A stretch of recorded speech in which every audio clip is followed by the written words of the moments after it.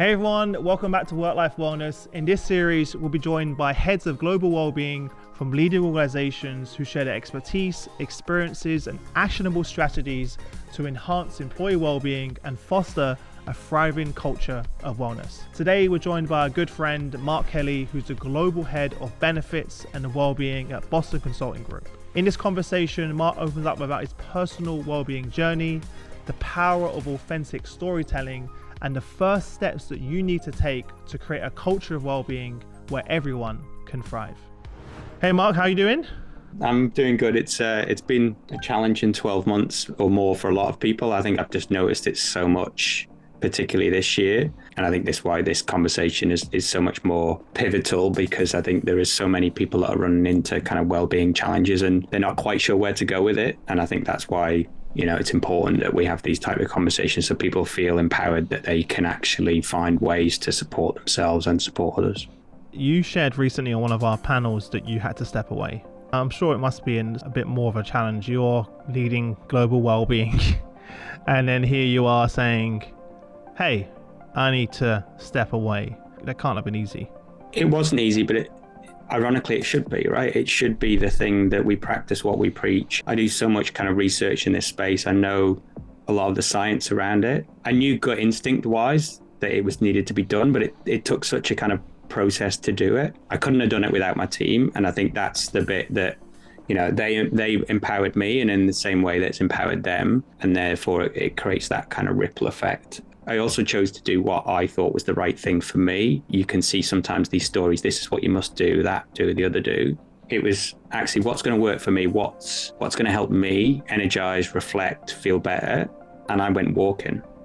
I had my headphones on, I had a kind of music, but I was just out in the countryside. And I realized that those combinations of being active, being in nature, gave me the headspace that I was looking for. So it wasn't like I'm down, I'm tired, I'm exhausted, I need to sleep. It was, no, I actually need to go out and move my body. I had so many more ideas. I had so much kind of thought plan, and I came back into the team and probably had one of my best weeks in a while. And it wasn't necessarily that it was a week where everything went right. It was actually the opposite. It was quite a challenging week, but I was able to manage that way better than I had done for a long, long time. Taking that step outside of your comfort zone and giving it a bit of a try proved that it's something I'll continue to do. And actually, I won't get myself into a place where I have to take 2 weeks out again. I can make sure I manage some of those things. So I think it's just important to do it. Take that first step, really. How have you seen well-being evolve in the workplace? Particularly through the pandemic, there was so much of a reaction to, we need to do something about this, and there was just throw a load of point solutions at the wall, and the answer isn't a point solution. They have their place, absolutely,